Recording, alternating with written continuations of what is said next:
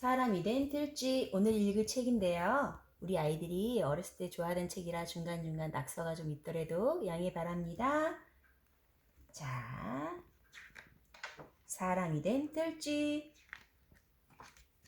옛날 옛적에 절에서 꼼짝 않고 글 공부만 하던 젊은이가 집으로 돌아오는 길이었지.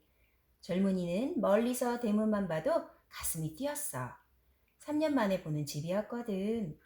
어머니! 라고 멀리서부터 불러보고 싶었지만 꾹 참았어. 젊은이는 가족들을 깜짝 놀라게 해주고 싶었대. 드디어 대문 앞에 도착했지. 다행히 대문은 잠겨있지 않았어. 대문을 밀치고 들어설 때에는 가슴이 벌렁거렸지.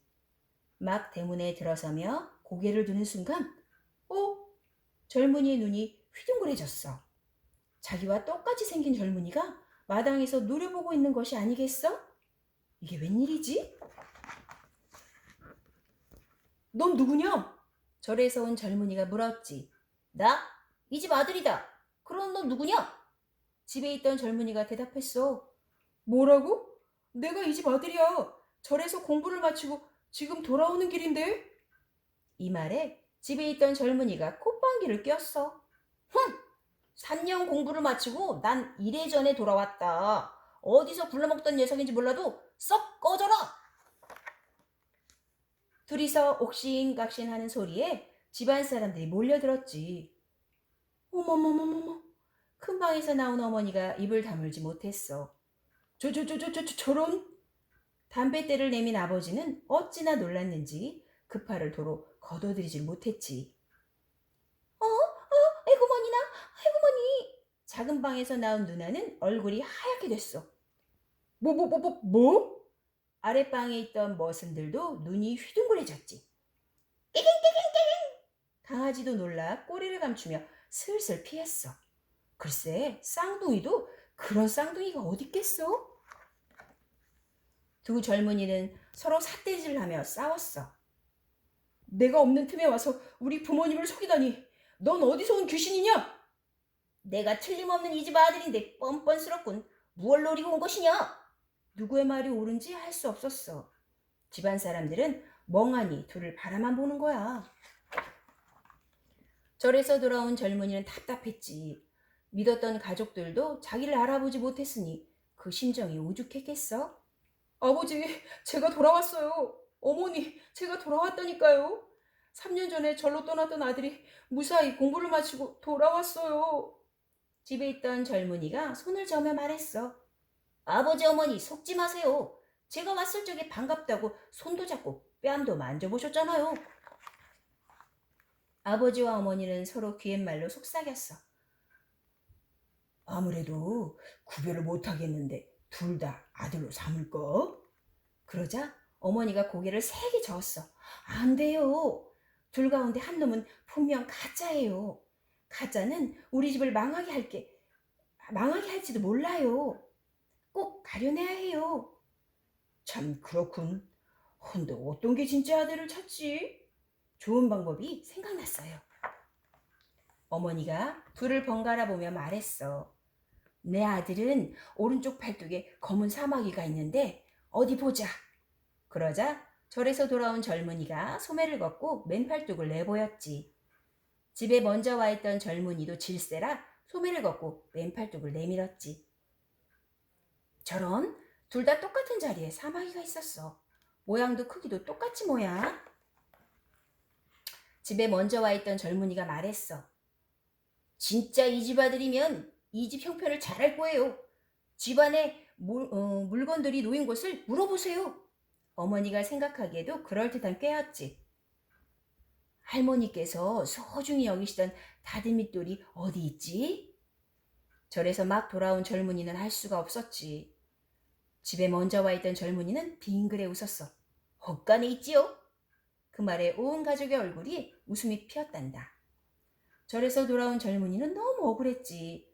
그래서 한 가지만 더 물어봐 달라고 사정했어. 이번이 마지막이다. 할아버지께서 아끼시던 벼루가 어디 있느냐? 이번에는 아버지가 물었어. 절에서 돌아온 젊은이는 또 머뭇거렸고 그 사이에 먼저 와 있던 젊은이가 벽장 안에 있는 벼루를 찾아가지고 나왔어. 가족들은 진짜 아들을 찾았다고 좋아했지. 야! 당장 맞아 죽기 전에 나가! 먼저 와 있던 젊은이가 절에서 돌아온 젊은이를 냅다 걷어찼어. 저런 나쁜 놈이 있나? 어디서 거짓말을 해? 가족들도 등 뒤에서 손가락질을 했지. 어머니는 소금까지 뿌렸어. 머슴들이 몽둥이를 들고 달려드는 바람에 절에서 돌아온 젊은이는 결국 내쫓기고 말았단다. 집에서 쫓겨난 젊은이는 정말 황당했어. 분하고 슬프고 억울했지. 젊은이는 어디 갈 곳이 없었어. 그래서 엉엉 울면서 공부하던 절로 돌아갈 수밖에 없었지 뭐. 스님이 젊은이 얼굴을 빤히 바라보더니만 혀를 끌끌 찼어.